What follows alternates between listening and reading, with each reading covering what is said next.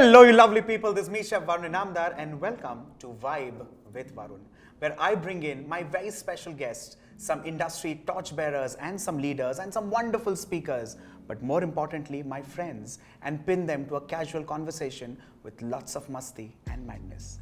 My guest today, ladies and gentlemen, is somebody extra special. Somebody I've known for years, is a flag bearer literally of the space that she owns. She's somebody who's India's proud master of wine, the first if I may add.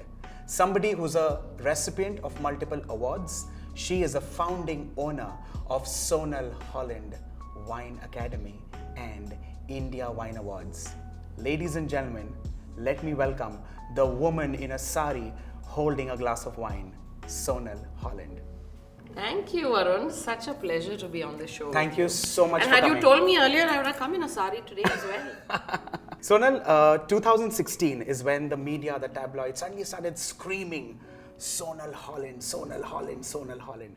I want to know about you before that. Basically, the typical journey, right? You finish your graduation. I then did my 3-year hotel management. Lovely. Which year was this? I passed out in 95. I was a 92 to 95 batch. So learned a little bit about F&B. Nothing about wine. Huh? Let me tell you, wine was on the curriculum, but I think it's...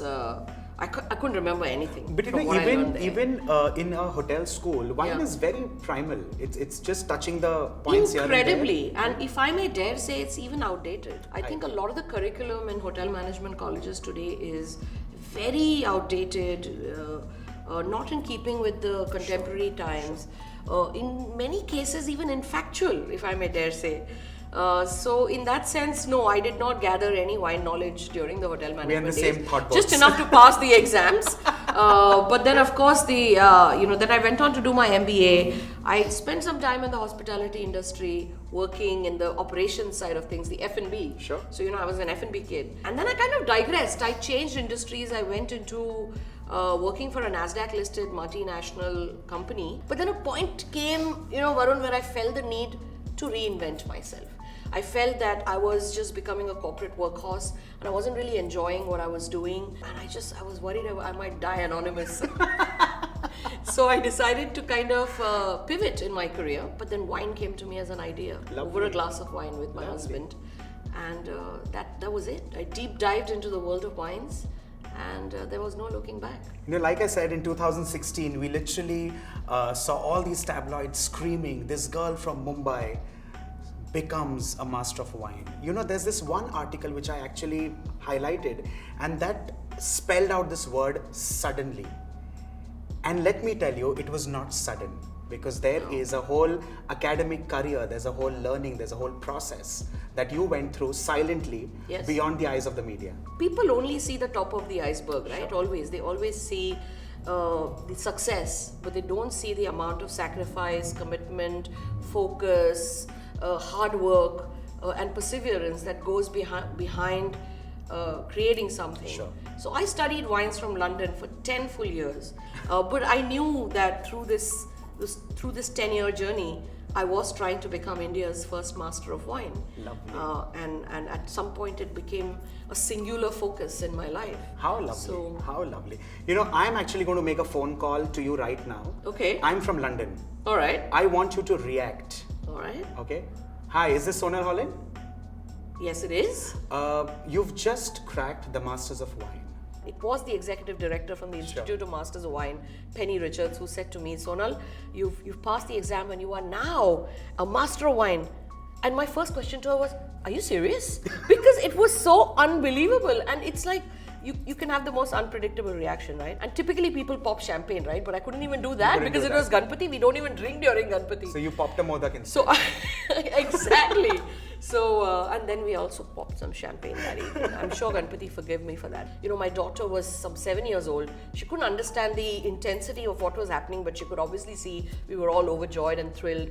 And then my husband said to her, Mama is now India's first and only master of wine. And she came to me and she said, Mama, are you really only master of wine in India? Because that makes you 1 in a billion. Sure. And I said, wow, I'm going to use that as a hashtag, 1 in a billion. But that remains my greatest compliment yet. We generally say this for effect. We say, let's welcome somebody who's 1 in a billion.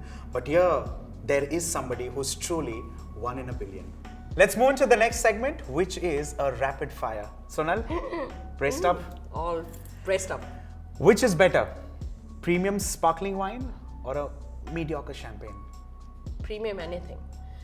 I say this because, do you want me to explain? Please do. The world of wine is very fragmented. There are millions of labels being made by very passionate wine producers all around the world, Sure. who are not recognized, who don't have the marketing budgets to put themselves out there. There are certain regions that enjoy more attention and more recognition as compared to some of the hidden gems, which are to be found and discovered. So a superior quality anything, sparkling wine, will always be better. Wine is considered to be a rais ka shock. है ना? For the longest time, it was known, as the elitist drink. People with that one swirling glass in hand. A rich man's drink, really? No, it's becoming more mainstream today. Yeah. It used to be a more elitist drink. At the time when I entered the industry, it certainly was. It was a drink reserved for only those with a lot of wealth or people with a lot of knowledge. In fact, this gets me to the third question. Wine communicator, wine enthusiasts, wine connoisseurs, Right. wine snobs. Yes. And then we have a master of wine. How do you look at all these things? Because there are so many jargons, there's so many words that, keep getting popped up. Somebody suddenly on social media is a wine star. How do you take this as a master yourself? People love to complicate wine. Wine is a complicated drink, not just in India. It's even around the world. Sure. We tend to think sitting here in India that the Western countries know a lot about wine. On the contrary, I've met a lot of foreigners who also travel to India, and I've had the pleasure of hosting them at wine events. And when I speak about wines, they're very humble enough to say to me, I've not learned this much about wine even back in my own home country. I don't necessarily like to speak about wine from a 30,000 feet above sea level and keep it complicated. I want to meet the Indian consumer where he's at.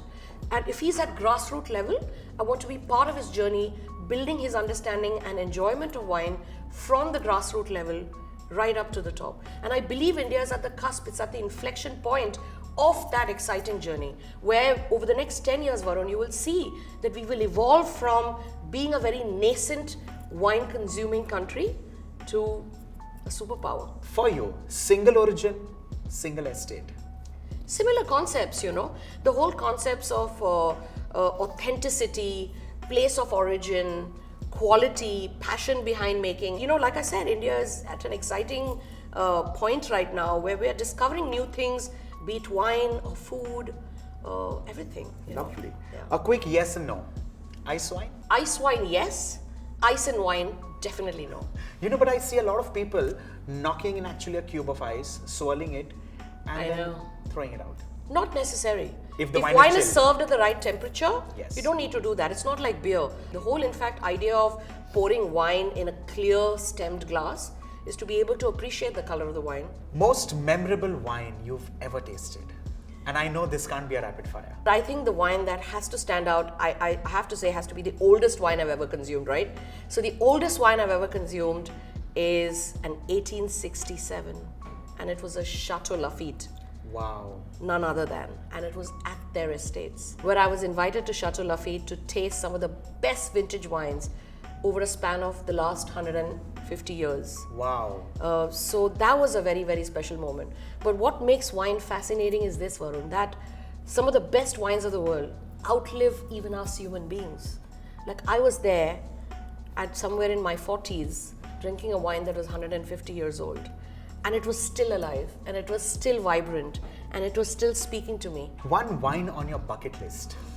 The wine that I'm going to drink with Shah Rukh Khan one day is the wine that is on my bucket list. I'm I going don't know what that brand is going to be, but trust me, I'll be looking at Shah Rukh Khan. I won't be caring as much about the wine that day. Is wine and cheese really as classy as everyone makes it out to be?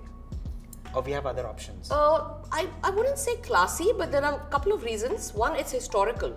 Traditionally, if you see some of the wine producing countries like France, Italy, they also make Sure. a lot of cheeses. Sure. Why does olive and wine suddenly stand out? Because Italy grows a lot of olive trees. Sure. And so similarly, Italy also makes a lot of cheese, and so does France. So traditionally, it just made sense to drink and eat what you were making locally. From a health perspective, it always works to eat something while you're consuming alcohol. And eating something with a bit of fat content like cheese slows down that absorption, allows you to enjoy the wine over a longer span through the evening. If you quickly have to pair wines with some Indian tidbits, say a Chioda or a Ratlami Seb, what could be your top 5 picks? I would say go with any food that has predominance of salty flavors and of sour flavors. You know, if you have something with tomatoes in it, if you have something with vinegar in it, like a Goan sort of a cuisine. So even a mediocre wine will actually taste really good if you have it with a salty and sour sort of food. That's why when you go to wine tastings, they often put out salt encrusted pretzels or bread, or they'll give you olives or a tomato or tapenade or olive tapenade or something. All of these salty and sour foods really draw out the best in wine flavors. And this is having said the fact that wine itself is such an acidic beverage. Yes. But like they say, no, in Hindi, acid ko kaatta hai. Zahar ko kaatta hai. Zahar ko kaatta hai. वैसे acid ko kaatta hai. Why did you pick the Baited for this serious wine education in India? Wine culture in India is just about evolving now.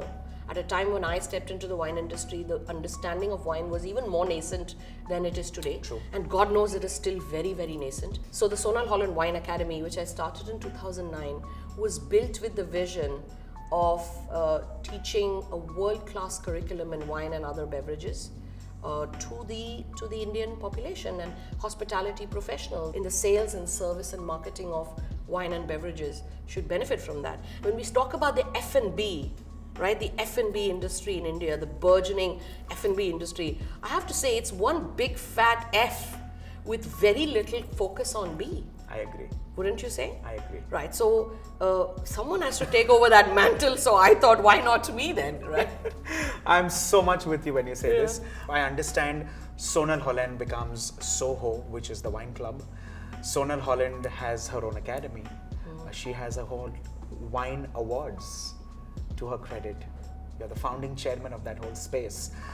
Why is this need? Why are you behind wine so much? Kuch aur nahi mila aapko?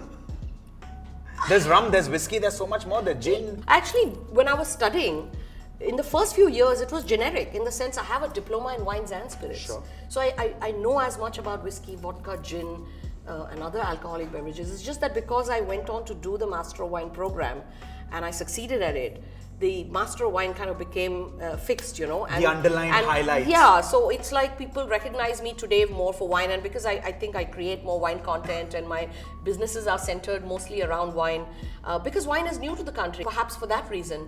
But what a lot of people don't know is I secretly also really love my whiskeys and occasionally enjoy a good glass of gin and everything. So in the space of wines, we now have sake, we have sochu, we also have gin, which is carving a very special niche for itself. Gin से मुझे याद आया, मेरे पास एक चिराग है. Okay. अब इसको घिसेंगे इस सदी में, तो जिन आएगा, वाइन आएगी, या कोई और आएगा? मैं तो चाहती हूँ शाहरुख खान आए. बाकी सब बाद में देख लेंगे. अगर इसको घिसाएंगे अगर शाहरुख खान आ सकता है तो my life is made यार. है ना? You know what I wish for you is, I want you to actually write the curriculum for hotel management children when it comes to wines. Yeah. And a lot of alcobev, that whole space. Yeah. I want you to own it when it comes to the whole curriculum bit, Shall because your I wish- understand. Your wish is my command, and Varun and I will get together and do this. We Done. will change the face of the hospitality industry in India by actually starting at the grassroots level, which is the curriculum Absolutely. that is being taught in these Absolutely. hospitality management Because that's schools. where you actually start nurturing true talent. That is where it all starts. I want your quick takes on this.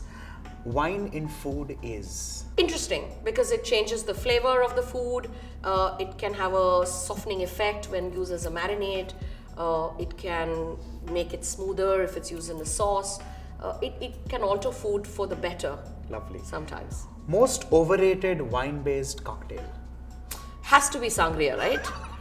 Yeah, because and only because I think a well-made sangria can be really yummy, but only because it's so common to use oxidized, badly gone wine in making sangria. Throw in some fruits. I'm afraid it has to Slices be of sangria. orange. Yeah. I also feel this whole concept of mimosas and bellinis. It's a great way to ruin a perfectly well-made champagne or sparkling wine. I hate wine in my name a dish. Ice cream. I once had a wine and raisin ice cream, and it was so forced. It was like there was no need. Wine stains. Imagine you're swirling. Yes. And you actually accidentally spill it over somebody. Correct. Would you say sorry, or would you say you deserve it and walk out? No. Hopefully not the latter, Varun. I will be apologizing profusely, but I also want to say that I have a wardrobe full of wine-stained clothes, which I don't know what to do with, because I've tried every hack on the internet there is, and I tell you, it doesn't take the damn stain off. You should auction them. Yes. And you should say Sonal Holland collection. I know, right? Like I'm hoping this will have some value in the It'll future. fly. You're very kind, Varun. But I don't think so. That brings us to our next segment, and that is Whisk Taker. We've heard so much about you, Sonal, about blind tastings and things like that.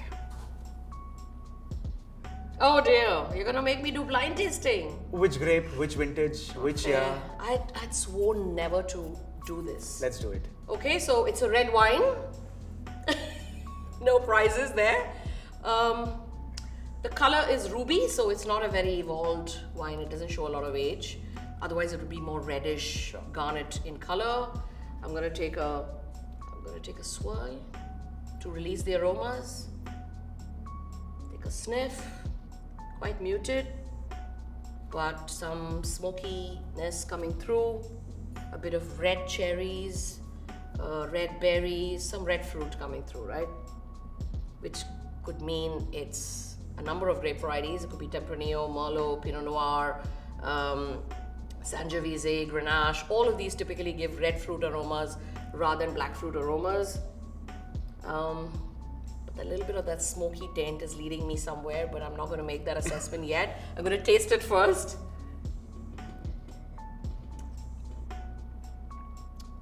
The wine's dry. It's got high acidity. My mouth is really watering, which now reduces my choices. This is either a Pinot Noir or a Sangiovese. The finish is sort of not very long. It's simple. It's a simple wine, quite straightforward. The smokiness in the wine is still coming through. I'm going to go with an Indian wine on this one. I think it's an Indian wine. And India doesn't make Pinot Noir, so I'm probably going to go with a Sangiovese then. It's got a little bit of those earthy notes as well, red fruit, earthiness, which is very typical, of a Sangiovese. And then I can also tell you the producer now. I normally wouldn't, but I can because the only person who makes an Indian Sangiovese is probably Fratelli. I love you so much. It's not even funny. Am I right? Yes, you are. Oh, there you go. There you have Sonal Holland under the spotlight. Absolutely a Sangiovese. Thank you. I have the good fortune of tasting Indian wines very often, regularly, year after year. So I'm fairly acclimatized with how they taste and so on. So that made it a bit easy. What do you feel about holding a glass with style? Some people, if I may just keep this for you for now. Some people hold it like this. Some people hold it by the stem. Some people actually grab the whole glass as it is. I'm sure, I want to actually hear it from you. No, I even saw a video recently, and I won't name the person, but it's someone from the culinary world, someone from your world, who said you must hold Please it. give me names. Who was showing, Please. This is the right way to hold. But I was like, why? And so to long story short, without trying to be mean and condescending towards anybody, right. I think people, again, I come back to my point, people love to complicate wine. The stem is nothing but the handle of the glass. Sure. Any beverage that is meant to be consumed at a certain temperature, either hot or cold, requires you to hold it by some handle. Sure. Look at the stem as the handle of the glass and simply hold it anywhere. Now, whether you hold it here, or you hold it here, or you hold it here, it's all good. Some people find this slightly imbalancing, like this takes a bit of practice, but with time, even this is easy to do. But feel comfortable. And if you think the wine is too cold, even feel free to hold it a bit for a few minutes like that. The heat from the palm of your hands will quickly warm up the wine, and the wine will be ready to enjoy. That brings us to the next segment, Mythbusters. True or false? Yes. Dry wines have fewer calories? Technically true, but what's that matter? You're saving 8 calories. Yeah. So don't fret. So I Drink think- the wine you love And go for quality. and go for good quality. Superb. True or false again? A screw top means the wine is low quality? Absolutely not. Totally false. Many wines today have screw caps, And it has actually been proven scientifically that screw caps are more effective, in fact, in some levels than corks to keep a wine fresh for longer. Am I basic when I say I like sweet wines? No, you're not. Some of the most priced wines around the world are sweet wines. Sure. And some inexpensive wines are also a tad bit sweeter on the palate, but it just shows that you know what you like. Sure. And there's nothing basic about that. That's evolved anyway. Drink what you love and love the wine you're with. How lovely. Keep it simple. Quick tips and tricks from you. Upscale your wine collection, especially to do with Indian wines. Your quick suggestions. I would say just stick with all the premium wines. Sure. Every wine producer in India has a premium collection. So stick with premium wines that every producer is making, because that's where he's probably putting more passion and craft into the making of those wines. Glasses to invest in. What kind of glasses? Any glass that has a steady base, a stem to hold the glass with, a broader base, and a tapering rim does the job just as well. This is because the bowl allows for those aromas to collect, and that bouquet, because of the tapering rim, it drives those aromas and that bouquet into your nose and into your palate. And when we eat or drink something, we are nosing and tasting simultaneously because of the retronasal, effect. So, and because wine boasts of a lot of flavors and aromas in them, one must enjoy it like this. Misconception. Whiskey versus wine. Which one really hits harder? Depends on how much you drink. Okay. They can both hit equally hard. And if you compare the alcohol in a whole bottle of wine versus 4 or 5 large glasses of whiskey, you will realize that you've actually consumed more pure ethanol, which is alcohol, out of that bottle of wine versus whiskey. So it completely depends on how much you're consuming and how fast you're consuming, because that directly affects the alcohol blood concentration. Your message to aspiring wine drinkers. It could be students, it could be these young enthusiasts that are, just kind of learning to catch the ropes. So for aspiring professionals, I would say invest in yourself and invest in knowledge and education, because investment in knowledge pays the highest rate of interest, according to me. For enthusiasts, I would come back to the line to say, drink what you love and love the wine you're with. This, ladies and gentlemen, is Sonal Holland for you. Like I said before, luxury redefined is this lady right here. But at the core of it, I know for a fact that she is deep rooted in tradition. Thank you so much. This was so special, and I can't wait to do this again. Thank you. Cheers.